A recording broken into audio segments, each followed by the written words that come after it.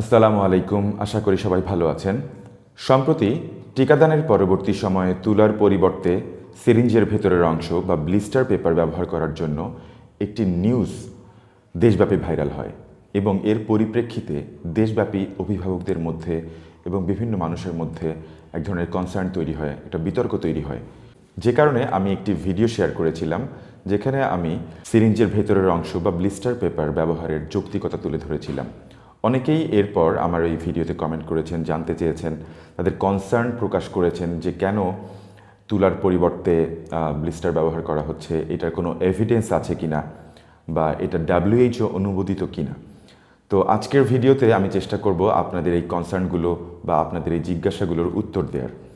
সম্প্রতি হাম rubella campaign নিয়ে ক্যাম্পেইন সংগঠন সহায়িকা নামে একটি সহায়িকা ইপিআই থেকেই প্রকাশ করা হয় এবং সেই সহায়িকার 21 নম্বর পেজে আমরা দেখতে পাই যে এরকম একটা তথ্য কিন্তু ওখানেই আছে যে টিকাদান পরবর্তী সময়ে যদি কোনো রক্তক্ষরণ হয় সেই ক্ষেত্রে আমরা কিন্তু সিরিঞ্জের ভেতরের অংশ যেটা জীবাণুমুক্ত সেই ব্লিস্টার পেপার দিয়েই সেখানে কিন্তু কিছুক্ষণ চেপে ধরতে পারি।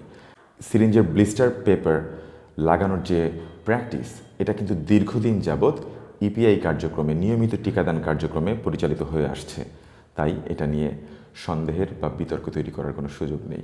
এখন যারা আসলে কনসার্ন প্রকাশ করছিলেন যে কেন এটা অ্যালকোহল প্যাড দিয়ে পরিষ্কার করা হলো না বা হেক্সিসল লাগানো হলো না, তাদের উদ্দেশ্যে বলি যে হাম রুবেলা টিকা, এই টিকাটা একটা লাইভ অ্যাটেনিউয়েটেড ভ্যাকসিন।